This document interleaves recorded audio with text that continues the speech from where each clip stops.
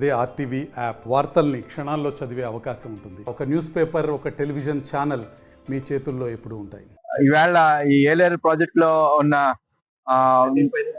Issues గురించి చూడటానికి అని చెప్పేసి ఎమ్మెల్యే గారు సత్యప్రభు గారు, మా జిల్లా పార్టీ ప్రెసిడెంట్ జ్యోతి నవీన్ అందరితో కలిసి, గోపి గారు అందరితో కలిసి రావడం జరిగింది. ఇక్కడ ఉన్న వివరాలన్నీ కూడా డిఈ గారు, ఇరిగేషన్ డిఈ గారు అందరూ వివరించారు. దీని ఈ 24 టీఎంసీ కెపాసిటీ అంటే ఎంత ఇన్ఫ్లో వస్తుంది, ఎంత అవుట్ఫ్లో వస్తుంది అన్ని చూసాం. అంటే దీని వలన ఏమంటే కింద ముంపు గ్రామాలు మునిగిపోకుండా ఎక్కువ టీఎంసీ వదిలితే ఎలా ఉంటది అనే దాని మీద వివరించారు. పిఠాపురం కానీ కిర్లంపూడి ఏరియాలు ముంపు గురవుతాయి ఎక్కువ వాటర్ రావటం వలన.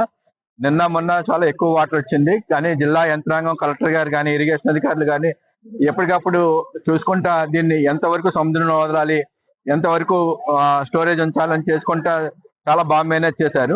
దీనికి శాశ్వత పరిష్కారం కూడా చూడటానికి కొన్ని సలహాలు ఇచ్చారు.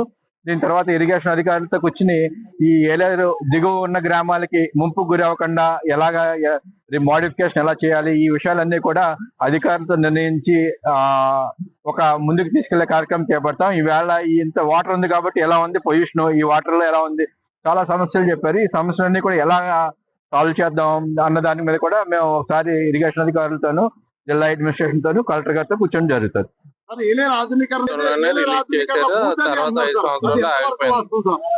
గతంలో మా తెలుగుదేశం పార్టీ గవర్నమెంట్ ఉన్నప్పుడే ఏలేరు ఆధునీకరణ స్టార్ట్ అయింది.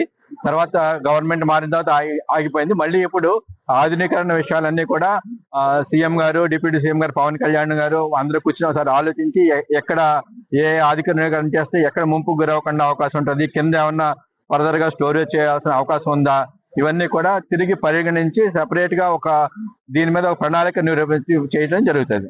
తెలుగులో న్యూస్ కి ఫాస్టెస్ట్ యాప్ ఇప్పుడు టోటల్లీ న్యూ అవతార్లో జస్ట్ 5 seconds లో కంప్లీట్ న్యూస్. సోషల్ మీడియాలో ట్రెండ్స్ కి వన్ స్టాప్ సొల్యూషన్.